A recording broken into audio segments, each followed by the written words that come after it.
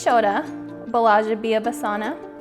Hello, my name is Hunter Old Elk, and I'm the curatorial assistant for the Plains Indian Museum at the Buffalo Bill Center of the West. Thank you for joining us today. Today, we'll be talking about dentalium shells and their significance to Plains people. Dentalium in historic times was used as a means of currency. Currency, you're thinking like money?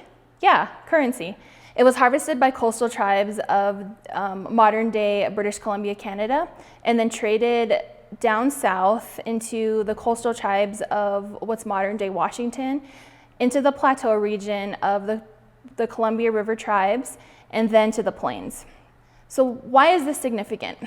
Dentalium was used as a means of currency because if you consider how we measure currency, we use dollar bills, right? Like that is our means, dollar bills and coins. Well, for Plains people and for indigenous peoples, they used different means of currency through massive trade routes that existed prior to the first Europeans. And so if you have a product from one part of what is the modern day United States that you want in your part of your state, you have a transaction. There has to be a transaction that happens when you do that. And so dentalium was one of them. Dentalium is a scapholopod mollusk, and as the mollusk grows, they go from one shell to the other, sometimes ranging from 1/2 inch all the way up to 4 and 5 inches, which are highly, highly revered. The scapholopod mollusk shells are called tooth or tusk shells, which is also referred to as dentalium. They come from any color from translucent to milky white to hues of yellow, and then the most revered are the pink. The item I have in front of me is a Dakota dress cape, and it's made of, we estimate, over 1,500 to 2,000 1-inch dentalium shells.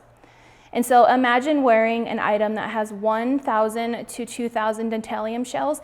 That is your measure of wealth. And so in contemporary times, the way that we measure wealth is sometimes by what is in the bank or the clothing that we choose to wear. Example, a diamond ring or gold earrings. Well, for Plains people, this is also a type of representational wealth. And so if you had a dress that was adorned in over 2,000 shells that came from hundreds, even thousands of miles away, that means that you were highly revered, and this was something that was highly sought after. And so this dress cape here is attached, the dentalium is attached to a wool selvage cloth. We can see that this is attached with a cotton threading. The dentalium cape was likely cut off of a dress that maybe the wool was not in the best shape, and then the cape remained. And so the cape is this part covering the different parts of the shoulder. And then here we can see the back of the neck, so it's easy to get in and out of.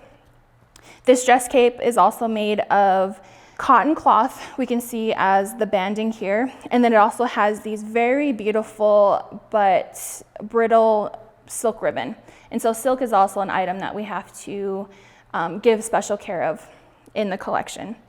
So in the Plains Indian Museum collection, we have dresses that range from the Lakota, Nakota, Dakota, and then different tribes of the plateau region, which is modern day Columbia River. And those dresses can be anywhere from 15 to 20 pounds. And so imagine you're working in a space, you pull out a box with this beautiful dress, and then suddenly you're holding this box and you slump down because you didn't think it was going to be that heavy.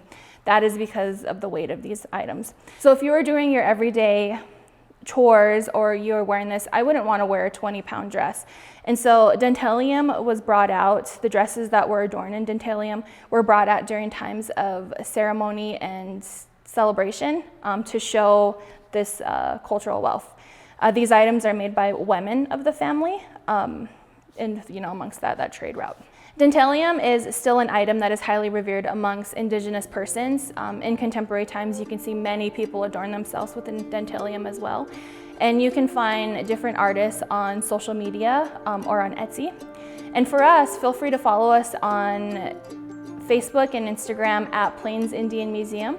Thank you for watching our video, and please subscribe to our YouTube channel.